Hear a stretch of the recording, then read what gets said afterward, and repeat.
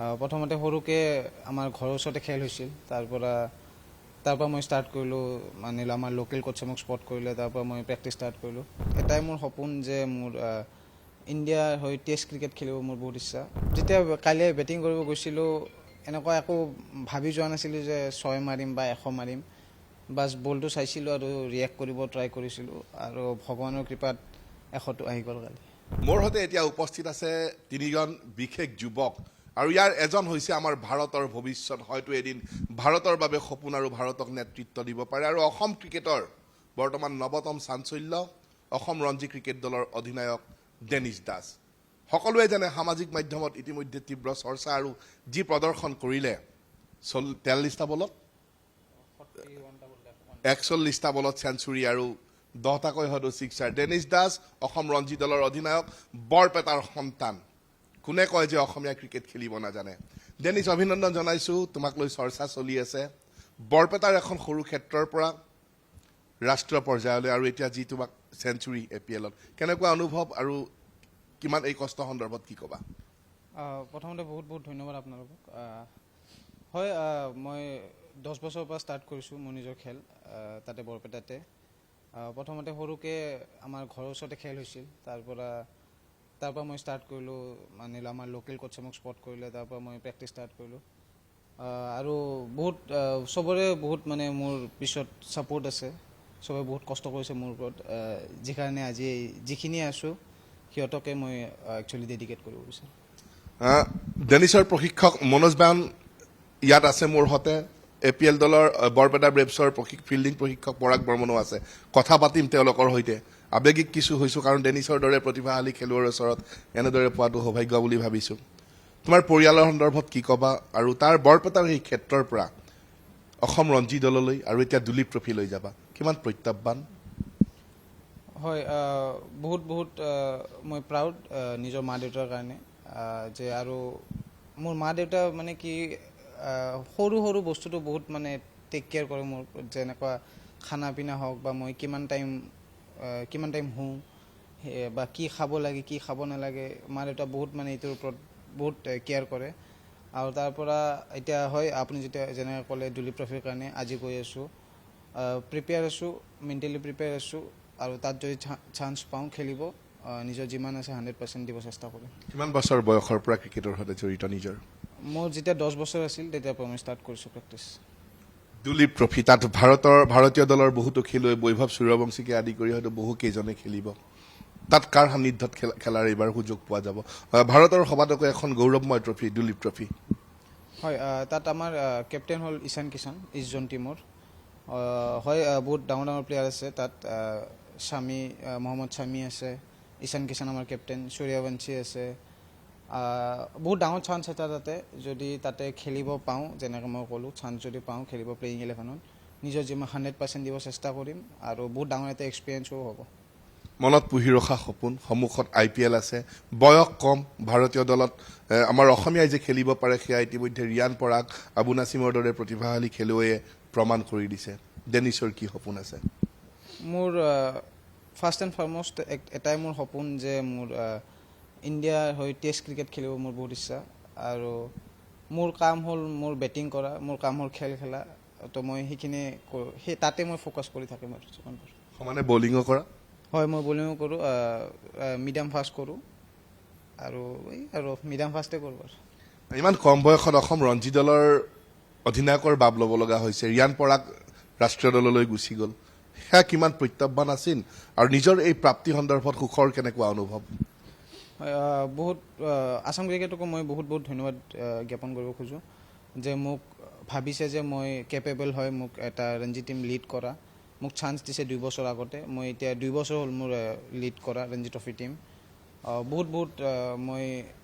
মই বহুত গ্ৰেটফুল যে এনেকুৱা অসমৰ ৰঞ্জী টীম এটা লিড কৰিব বিচাৰোঁ আৰু বহুত ভাল এক্সপিৰিয়েঞ্চো হয় তাত বহুত ছিনিয়ৰ প্লেয়াৰো আছে ঋষভ দা আছে শিবু দা আছে সিহঁতে মোক বহুত গাইড কৰে কেনেকৈ কি কৰিব লাগে জুনিয়ৰ্ছ আছে চবৰে ছাপোৰ্ট আছে মোৰ ওপৰত আৰু চবৰে যেন মোৰ ওপৰত আশীৰ্বাদ কৰি ৰাখে শেহতীয়া ইনিংছটোৰ কথা ক'ব ওলাইছোঁ 10টাকৈ 6 41টা বলত 100 ৰান দুৰ্দান্ত পাৰফৰ্মেঞ্চ কেনে সংকল্প আছিল আৰু নিজৰ এই যি পাৰফৰ্মেঞ্চ তাক লৈ কেনেদৰে সুখী বা ইয়াতকৈ অধিক তীব্ৰতাৰে খেলাৰ সপোন আছে নেকি? যেতিয়া কালি বেটিং কৰিব গৈছিলোঁ এনেকুৱা একো ভাবি যোৱা নাছিলোঁ যে 6 মাৰিম বা 100 মাৰিম। বাছ বলটো চাইছিলোঁ আৰু ৰিয়েক্ট কৰিব ট্ৰাই কৰিছিলোঁ আৰু ভগৱানৰ কৃপাত 100টো আহি গ'ল কালি। এই প্ৰাপ্তি প্ৰথম কেনেকুৱা লাগিছিল যেতিয়া শচীন তেণ্ডুলকাৰে চেঞ্চুৰী কৰে, ওপৰলৈ মূৰ দুৱাই, বিৰাট কোহলীয়ে সম্ভাষণ জনায়, এই চেঞ্চুৰী কাৰ বাবে আছিলে? চেঞ্চুৰীটো অভিয়াছলি গোটেই মা দেউতাৰ কাৰণে, মোৰ কোচৰ কাৰণে, আৰু নিজৰ বহুত ভাল ফিল হৈছে যে মই মোৰ নিজৰ APLৰ ফাৰ্ষ্ট চেঞ্চুৰীটো মাৰিছোঁ। বহুত হেপী ফিল কৰিছোঁ। একেলগে আছে তোমাৰ গুৰু মনোজ বায়ন ছাৰ, তোমাৰ কেনেদৰে আজি এই পৰ্যায়লৈকে তেওঁৰ সৈতে কথা পাতিম, তেওঁৰ অৱদান সন্দৰ্ভত কি ক'বা? একেলগে আমি আছোঁ, কথাও পাতিম। হয়, মই একচুৱেলি মনোজ দা, মানে মই মনোজ দা বুলিয়ে মাতোঁ, দাদা নিচিনাই মোৰ, যে মোৰ কোচ হয়। মানে মই বৰপেটাত থাকিলে সৰু বস্তু, ক্ৰিকেটত A to Z যি লাগে মই মনোজ দাৰ ওচৰতে যাওঁ। আৰু তাৰ বাহিৰেও কিবা সৰু বস্তু কিবা মোৰ বৰপেটাত যিকোনো দৰকাৰী হওক যি হওক, ফাৰ্ষ্ট মানুহটো হ'ল মই মনোজ দাৰ ওচৰতে যাওঁ। আকৌ কথা পাতিম। মনোজ দা আমাৰ সৈতে আছে। এগৰাকী এনেধৰণে প্ৰতিভাধৰ আপুনি উলিয়াই আনিলে। আমি আশা কৰিছোঁ ৰাষ্ট্ৰীয় দলত স্থান লাভ কৰক, IPL দলত এইবাৰ স্থান লাভ কৰক, আৰু ইতিমধ্যে ৰঞ্জী দলৰ অধিনায়কত্ব লাভ কৰি সক্ষমতাৰ প্ৰমাণ দিছে। ডেনিছ সন্দৰ্ভত কি সপোন আপোনাৰ? সি সৰুৰে পৰা যেতিয়া প্ৰেক্টিচ আৰম্ভ কৰিছিল, প্ৰথমতে সি প্ৰথম 2 বছৰ মোৰ আণ্ডাৰত নাছিল, সি বিশ্বজিৎ সূত্ৰধৰ বুলি এজন কোচৰ আণ্ডাৰত আছিল। তাৰপিছত সি মই লাগ পালোঁ, তাৰপিছত মোৰ আণ্ডাৰত সি আহি গ'ল। অহাৰ পৰাই সি বহুত হাৰ্ডৱৰ্কিং হয় আৰু বহুত পলাইট। তাৰ যিটো কাম সি সদায় কৰিবই, প্ৰেক্টিচটো কেতিয়াও মিছ নকৰে, টাইম সদায় মেইনটেইন কৰে, বহুত ডিচিপ্লিন হয়। মানে এনেকুৱা নহয় যে সি বাহিৰত ক'ত আড্ডা মাৰিছে, কিবা কৰিছে। তাৰ যিটো মানে ডেইলি যিটো ৰুটিন আছে সেইটো সদায় ফ'ল' কৰে, আৰু সেইকাৰণে মোৰ বোৰ্ডৰো মই ভাবোঁ সেইকাৰণে সি সফল হৈছে। তাৰ এটা ডেডিকেশ্যন আছে, তাৰ এটা ডিচিপ্লিন আছে, সেইকাৰণে সি সফল হোৱা বুলি মই ভাবোঁ। সফল এতিয়ালৈ হৈছে যিখিনি, সেইখিনিৰ ওপৰত কওঁ। ইয়াত চাই আৰু বহুত আগত যাব বুলি মই আশা কৰিছোঁ।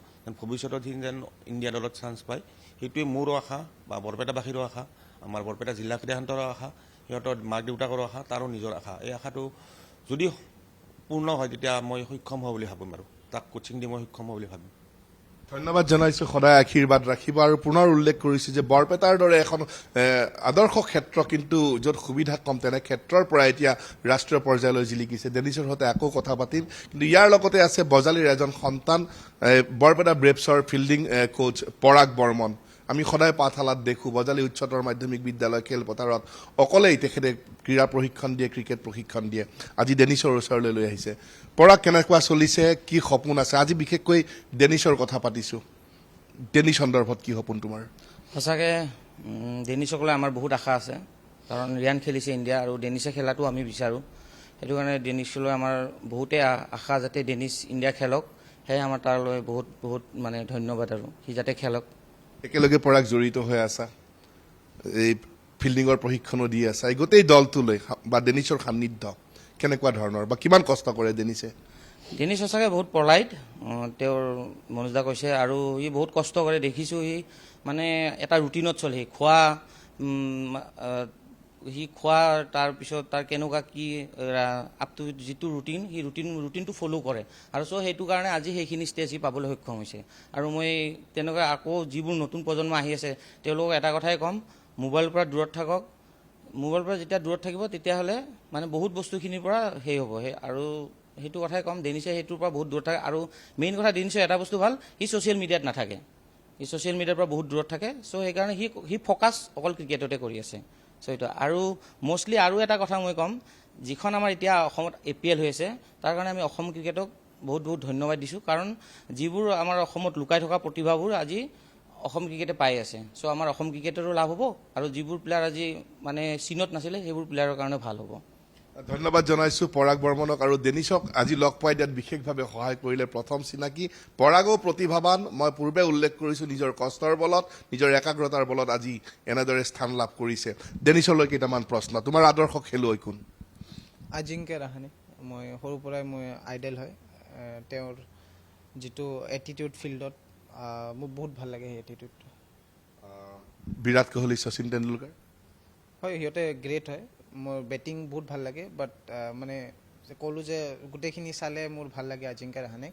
বিৰাট কোহলি, তেণ্ডুলকাৰ ছাৰ চবকে মই ফ'ল' কৰোঁ, মানে ফ'ল' ইন দ্য চেন্স বেটিংটো ফ'ল' কৰোঁ, কি কৰে কি নকৰে মই চব মেটছে চাওঁ, যি পজিটিভ তাৰ পৰা ল'ব পাৰোঁ ল'ব চেষ্টা কৰোঁ মই।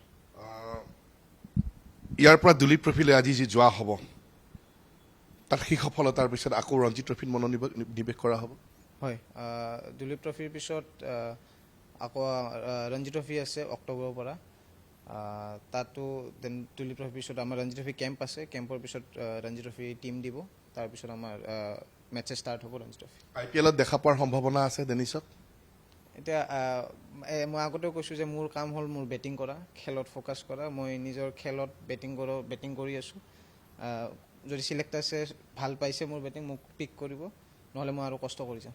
সামাজিক মাধ্যমৰ পৰা দূৰত থকা বুলি কৰে, ফেচবুক, হোৱাটছআপ আছে, বিকজ এই গ্ৰুপ চুপত হেৰি আহে, আৰু নতুনকৈ মই ইনষ্টাগ্ৰামো খুলিছোঁ, মানে কিছুমান ব্ৰেণ্ডছৰ মানে স্পনচাৰশ্বিপৰ কাৰণে সিহঁতৰ ৰিকুৱাৰমেণ্টছ আছে মই ফটো চটো দিয়াৰ, তো সেইকাৰণে খুলিছোঁ, বাট এনেই মই একদম এক্টিভ নাথাকোঁ, মানে যিমান পাৰোঁ মই দূৰতে থাকোঁ। বহুত বহুত ধন্যবাদ জনাইছোঁ ডেনিছ এইখিনি সময় দিয়াৰ বাবে। ৰিয়ান পৰাগ আজি উজলি উঠিছে অসমৰ প্ৰেক্ষাপটৰ পৰা, আৰু এইবাৰ উজলি উঠিছে ডেনিছ দাস, বৰপেটাৰ সন্তান, আশাবাদী, আৰু এই কম বয়সতে হয়তো ৰাষ্ট্ৰীয় পৰ্যায়ত মই পুনৰ কৈছোঁ বা ভাৰতীয় দলত স্থান লাভ কৰাৰ সম্পূৰ্ণ যোগ্যতা থকা এজন অসমীয়া যুৱক ডেনিছ দাস।